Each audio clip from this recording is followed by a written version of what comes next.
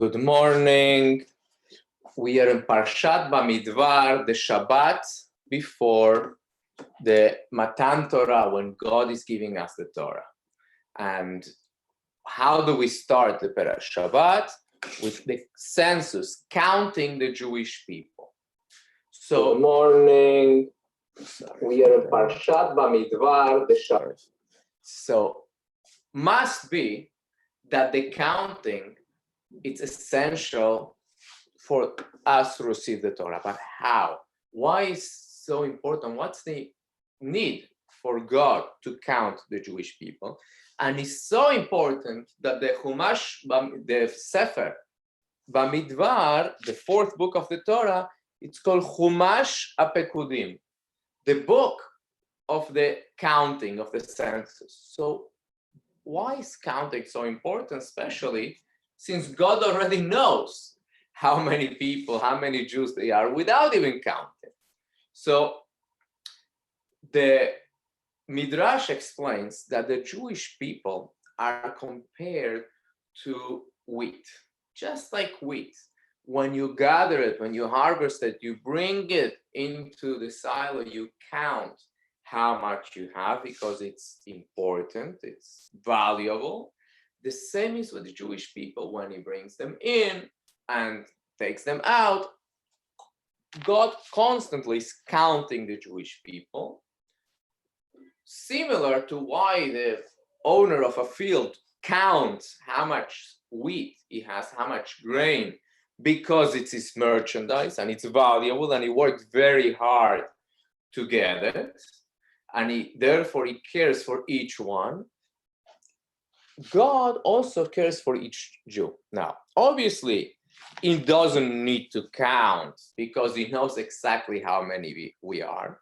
But halacha, Jewish law, says davar shebeminyan eno batel. This is a very interesting law. Many are familiar of the idea of batel b'shishim. That means something could be nullified in 60-fold. Let's say I'm cooking a big pot with chicken soup, and a drop of milk falls. It's a mixture of meat and milk. Is it kosher? Yes. If there is 60 times more chicken soup than milk, we say batel b'shishim is nullified. But not everything is nullified. Certain things, if they are spicy, they're strong flavor, or davar shebeminyan, something that is counted, is never nullified. What's the logic behind it? Something that you count is precious. For instance, I see many people buying eggs. You open the carton and you make sure that all the eggs are in good shape. Why? Because if you pay for 12 eggs, you want to get 12. You don't want to get 11. The fact that you count each one gives it an importance, and you want to make sure that they're all good. So if a non-kosher eggs gets mixed up with something else, even if there is 60 against it, it's not nullified. The same, anything that you count is important, and therefore it cannot be batel. If you get mixed up with non-kosher, everything comes non-kosher unless you can remove it.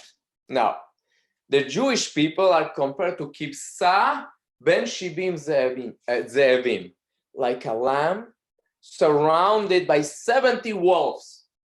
And you can think, oh, it's more than 1 in 6, it's 1 in 70. Although if you look at the numbers, it's more and more than that. But God says, no, I'm counting you to give you that importance, that because you become a davar shebeminyan, something that is counted, then you won't be nullified. You're important now. But if you look at the details, really, of the halacha, for something to become important doesn't actually have to be counted. It doesn't make a difference if I counted the egg, make sure I have 12 eggs or not. If it's a type of food that usually is counted, even though nobody ever counted it, it's already important.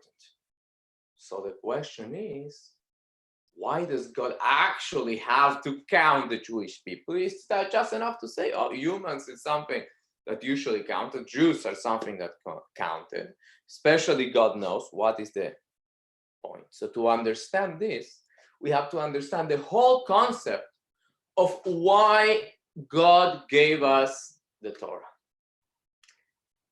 Before we had the Torah, Abraham, Isaac, Yaakov, they fulfilled the mitzvot. They knew about the mitzvot somehow in an abstract way, and they did them.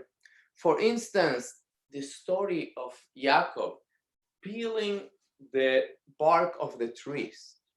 It was making a spiral effect very similar to the black straps on the skin of our arms while we don tefillin. So the difference is that when once a Jew puts on tefillin, God forbid that tefillin falls on the floor, you have to fast. It's a holy object. On the other hand, those trees that Yaakov peeled the bark, they remain simple trees. They did not become holy. All the mitzvot from Adam to Moshe Rabbeinu that Jews fulfilled before getting the Torah, they were doing good mitzvot, but they did not transform the physical world. There was nothing physical that became holy. There was one exception. There was one mitzvah that God commanded Abraham Avinu, the Brit Milah, the circumcision, and that was something physical that became holy. That's why the very strange phrase in the Torah, when Abram wants Eliezer to swear, what does it say? Simna yadcha tachat yerechi. Please put your hand. When we swear, where do we put our hands today? We put the hands on the Bible, the holiest thing. There's no Bible there. There's one mitzvah, the Brit Milah. It says, put your hand under my leg, put your hand in the only mitzvah that I have, and that's how we swear. So there was nothing else physical that became holy. God gave us the Torah to change that, to enable us to take the physical, elevate it, refine it, and bring it to Hashem.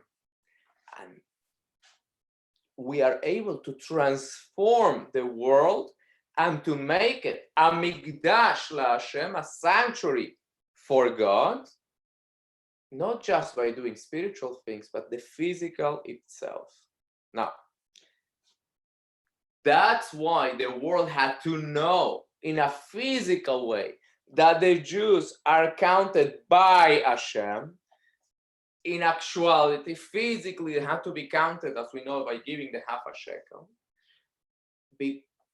Only by doing something physical, they get this importance to transform the world and not to be influenced by the surroundings, by the 70 walls that surround the one lamb. So counting is to stress the importance and the ability of the Jew to transform all the physical and make it godly. And this is the connection of Bamidbar, the census, counting the Jewish people to receiving the Torah, that this census, this God counting each and every Jew, and God saying, you are precious to me. I want you to be singled out as an individual to serve me in this world and to transform it in the holy place, in a place where I'm comfortable. And this is the reason why God gave us the Torah, to take the physical, make it godly. May we be successful in doing Hashem's shlichut, our mission, to make this a holy world, a place where God is happy and comfortable. Have a blessed, fruitful, productive, and successful day, making this world a place where Hashem is happy.